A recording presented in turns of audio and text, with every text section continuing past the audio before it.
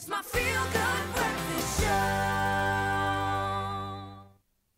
Welcome back, you beautiful people, to your feel-good breakfast show, Expresso, live on SABC3 Tuesday morning.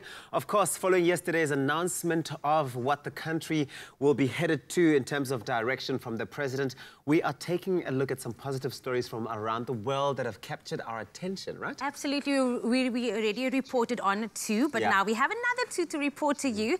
One of them being from Jimmy D. Now, he's a 7-year-old young boy from Essex in Europe, England, who spent his pocket money on toilet rolls, food and essentials for the elderly in his neighborhood. Look at that cutie That is pie. such a cute thing. The first thing I thought when I saw that picture, I thought, what a little stockpiler.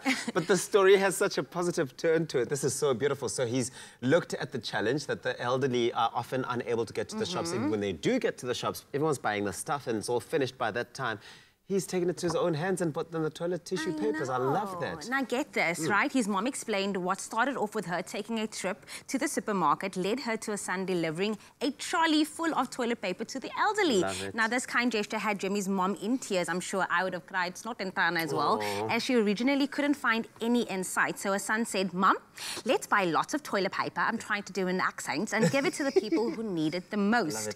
With Jimmy's remaining pocket money, he will also be using it towards his next idea of purchasing snacks and drinks for paramedics. So this is really just a way of showing the community that you can stick together. We can help the elderly. We can help those that is going out there and fighting tirelessly to help the others. Absolutely, but it also shows you that what you teach your children at home goes on and transcends beyond the home into those spaces where the kids start to show that human nature and that positive care for other people coming through. Another story that has captured our attention is one from Italy. Okay, so this one's got to do, you know, with an aspect of human nature that can unite everyone, which we all know is music. Music can unite, and it does. It has proved to be a source of solidarity for Italians during the pandemic that has infected more than 15,000 people, and it's claimed 1,000 lives in the country.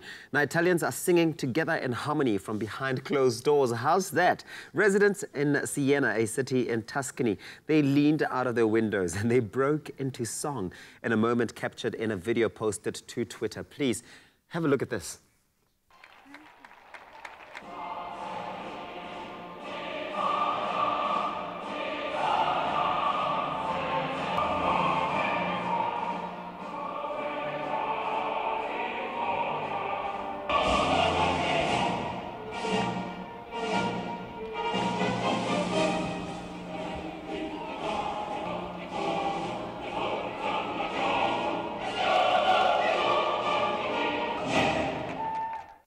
You have to love that. I mean, how is that? It's just, you know, it's such a difficult time and a dark space to be in, but finding that positivity and still being able to rise above that and being united in that space. Now, the Song of Fabina is a patriotic folk song that many of the country's citizens have found to warm their hearts as their voices ring down the empty streets. Now, another citizen, Susie Silverstone, said that the Napoleon people love each other, even with a choir from the balconies. There is a trust and optimism in the air that they're seeing. It could not be otherwise. We are Neapolitan and we are optimistic by nature. This is beautiful. Maybe you've seen some interesting stories. Absolutely. Share them with us. Expresso Morning Show, SABC3.